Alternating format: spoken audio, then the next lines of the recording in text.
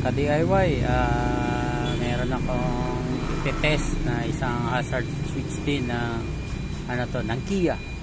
Yan, Kia or Hyundai.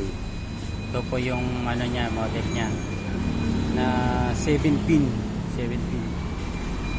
Ngayon, mayroon po akong inano, ito po yung ginawa kong ano, kung anong connection, ayon doon sa connection.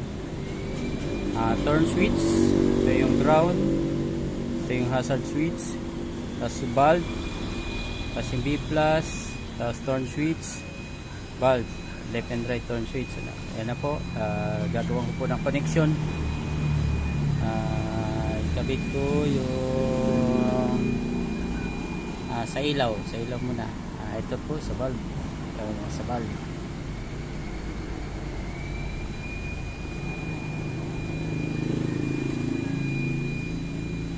tapos positive supply B+, tapos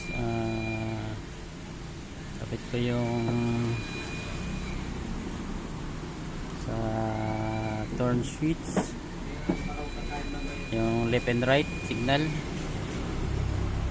tapos isang ilaw sa bulb ayon dun sa pinakita kong data. Ito po yan, bulb switch, yan po yan. Tapos ikabit ko yung isa pang turn switch,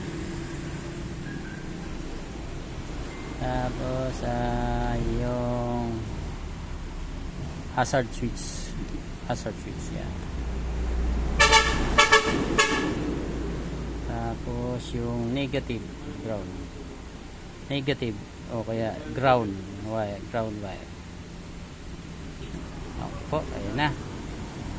Kaya nakikita niya na malinaw. Positive, ayan yung positive, ayan po yung positive. Ngayon ito yung ilaw, ito yung negative, ito yung ilaw, ito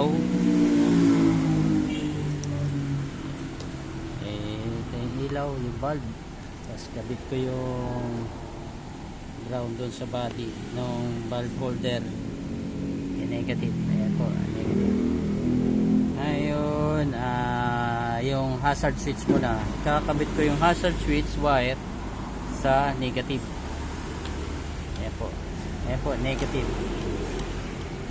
Ayan, nakita niya po sa negative. Ayan, negative ko nilagay.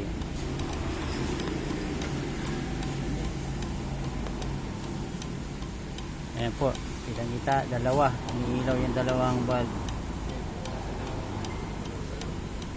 Yan po yung sa hazard.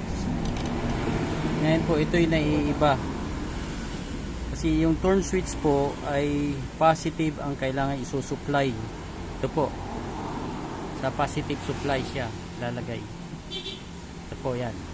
Yan po, sa positive. Yan po, gumana yung isang bulb. Yan po, gumana yung isang bulb. Positive. Ngayon, yung isa naman, ito yung kulay brown, sa positive din. Ayan po, sa positive din, sa kabila naman siya gumagana. Kaya po ay naiiba po sa ibang switching. Sa ibang switching.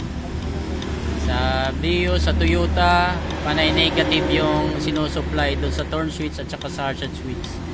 Pagdating sa Kia, ang turn switch ay positive ang sinusupply, ang hazard ay negative.